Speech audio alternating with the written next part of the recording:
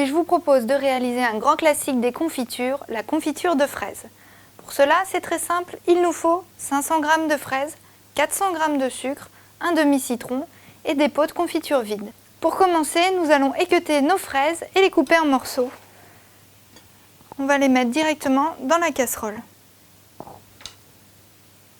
On peut les couper en 2 ou en 4, suivant la grosseur des fraises et bien sûr, suivant si l'on préfère la confiture avec des gros ou des petits morceaux. Bien évidemment, j'ai lavé mes fraises avant. C'est important de les laver avant de les équeuter, ça évite à l'eau de rentrer à l'intérieur des fraises. On peut maintenant ajouter le sucre d'un seul coup et le jus du demi-citron.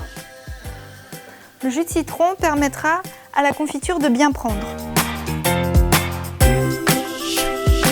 Traditionnellement, on met autant de poids de fruits que de poids de sucre.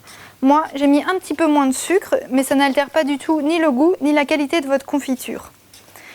Il ne faut bien sûr pas trop baisser le sucre parce que c'est grâce à lui que vous allez pouvoir conserver votre confiture plusieurs années. Et voilà, les fraises et le sucre sont bien mélangés. On va maintenant laisser macérer environ 12 heures à température ambiante en couvrant. Bien sûr, si on est un peu pressé, on peut raccourcir le temps de macération à 1, 2, voire 3 heures. Mais c'est toujours mieux 12 heures. 12 heures plus tard, nos fruits ont bien macéré. On voit qu'on a un joli sirop de couleur rouge. On va maintenant pouvoir passer à la cuisson de notre confiture. Donc on porte à ébullition et on laisse à petit bouillon pendant une vingtaine de minutes tout en mélangeant.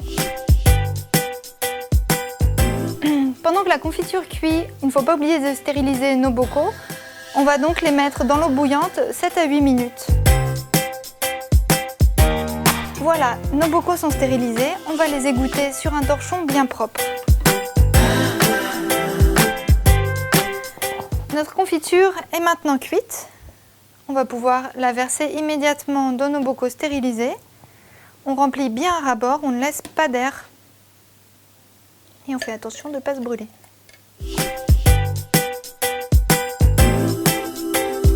On referme immédiatement et on retourne. C'est ce qui va stériliser nos pots et permettre de les conserver pendant 2 à 3 ans.